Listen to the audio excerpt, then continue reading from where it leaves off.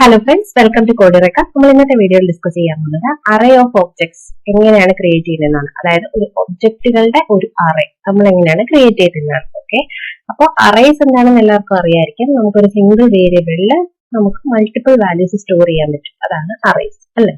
Just quick ആയിട്ടൊന്ന് arrayയുടെ പറയാം. അപ്പൊ നമുക്ക് പല ടൈപ്പ്, ഇപ്പൊ നമുക്ക് സ്ട്രിംഗ് array ക്രിയേറ്റ് ചെയ്യാം, ഇന്റിജർ array ക്രിയേറ്റ് ചെയ്യാം, അങ്ങനെ ഏത് ടൈപ്പിലുള്ള array വേണമെങ്കിലും നമുക്ക് ക്രിയേറ്റ് ചെയ്യാം. നിങ്ങളൊരു സ്ട്രിംഗ് array ആണ് ക്രിയേറ്റ് ചെയ്യുന്നെങ്കിൽ നിങ്ങൾ എങ്ങനെയാണ് ചെയ്യുക? അപ്പൊ എനിക്ക് കാഴ്സിന്റെ ഒരു array ആണ് വേണ്ടത്. ഓക്കെ, ഒരു സ്ക്വയർ ബ്രാക്കറ്റ് കൊടുക്കുക, ഈക്വൽ ടു, എന്നിട്ട് നമുക്ക് ഡയറക്റ്റ്ലി അസൈൻ ചെയ്യാം. എന്റേത് arrayയുടെ സൈസ് 2 ആണ്. ഞാനപ്പോ എന്താണ് 2 കൊടുക്കുന്നുള്ളൂ. പിന്നെ എനിക്കിപ്പോ കാറിന്റെ പേര് കൊടുക്കുകയാണ്. ഞാൻ ബെൻസ് കൊടുത്തു, വോൾവോ കൊടുത്തു. ഓക്കെ, ഇനി പുറത്ത് വന്നിട്ട് ഇപ്പൊ നിങ്ങൾക്ക് ഇത് പ്രിന്റ് ചെയ്യണമെങ്കിൽ എങ്ങനെയാണ്?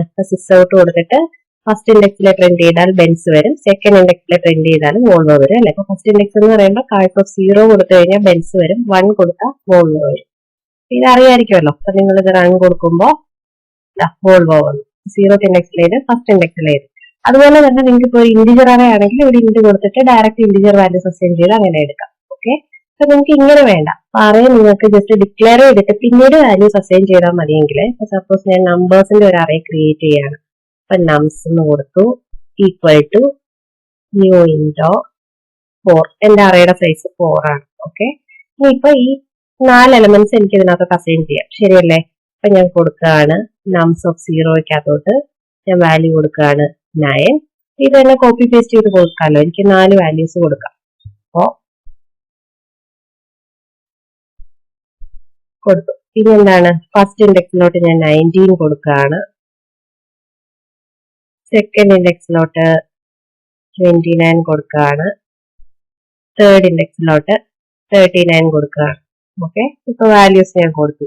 ഇനി ഇതിപ്പോ ഞാൻ പ്രിന്റ് ചെയ്യണമെങ്കിൽ എങ്ങനെ ചെയ്യാ? അപ്പോ എന്റെ arrayയുടെ ലെങ്ത് 4 ആണല്ലോ, 4 ആണ് സൈസ്. അപ്പൊ എത്ര വരെ പോകണം? ഇന്റ് I ഈക്വൽ ടു 0 തൊട്ട് I ലെസ് ദാൻ 4, ശരിയല്ലേ. I പ്ലസ് പ്ലസ് കൊടുത്തു. എന്നിട്ട് സിസ് ഔട്ടിൽ വന്നിട്ട് എനിക്ക് ഇവിടെ നംസ് ഓഫ് I കൊടുക്കാം, ശരിയല്ലേ. അപ്പൊ എന്റെ ഈ 4 വാല്യൂസും പ്രിന്റ് ആവും.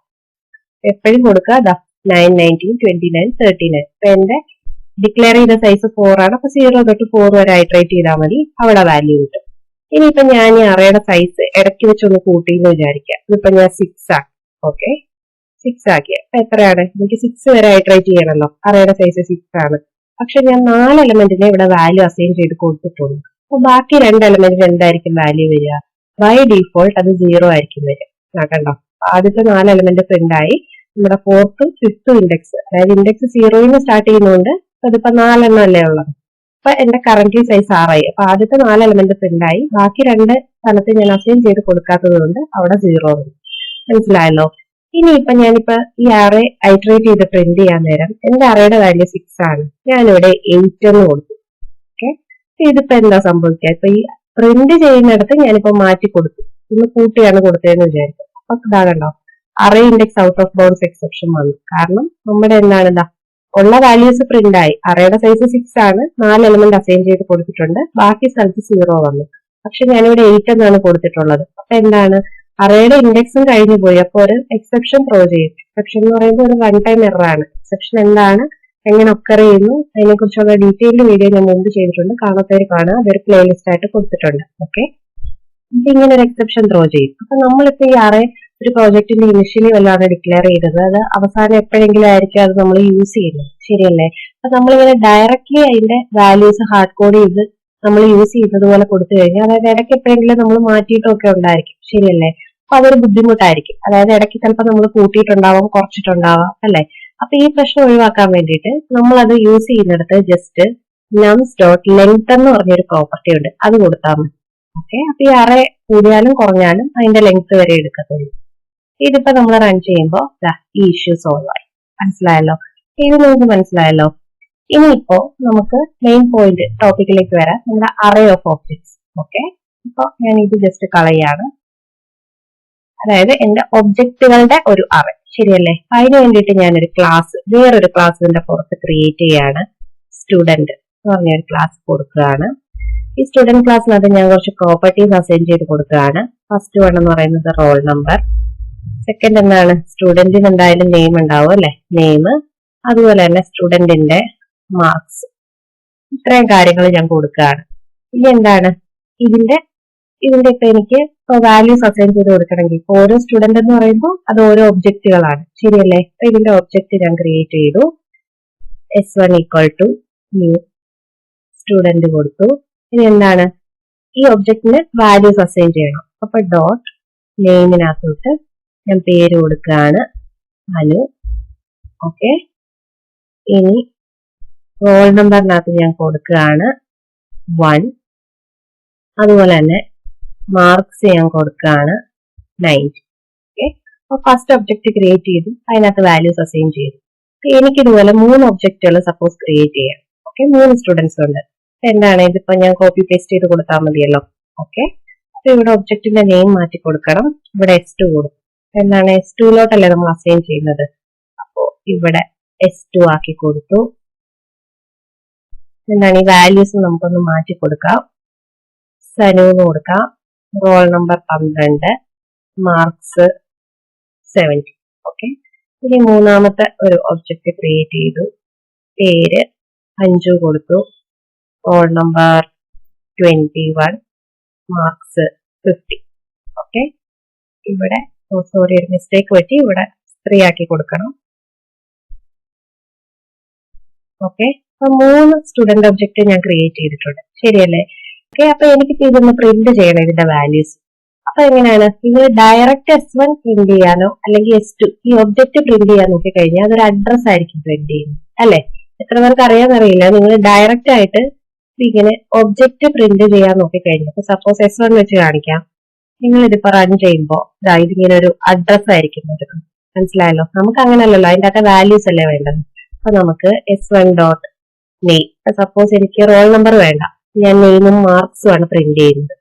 അപ്പോ ഒരു സെപ്പറേറ്റർ കൊടുത്തു. ഇനി മാർക്സ് പ്രിന്റ് ചെയ്യാം. ഓക്കെ, കൊടുത്തു. ഇങ്ങനെ പ്രിന്റ് ചെയ്താലേ നമുക്ക് വാല്യൂസ് കിട്ടത്തുള്ളൂ. ഇത് റൺ ചെയ്യുമ്പോൾ അനു 90 വന്നു.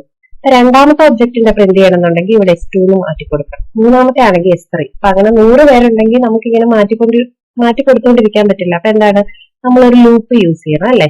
അപ്പൊ ഇതിനു വേണ്ടിയിട്ട്, അപ്പൊ ഇങ്ങനത്തെ ഇഷ്യൂസ് സോൾവ് ചെയ്യാൻ വേണ്ടിയിട്ട് നമുക്ക് വേണമെങ്കിൽ ഈ ഒബ്ജക്റ്റുകളെ ഒരു അറയ്ക്കകത്തോട്ട് ഇടാം. അപ്പൊ ഞാൻ ഏതുകൊണ്ടാണ് മുമ്പ് അറയുടെ എക്സാമ്പിൾ പറഞ്ഞത്.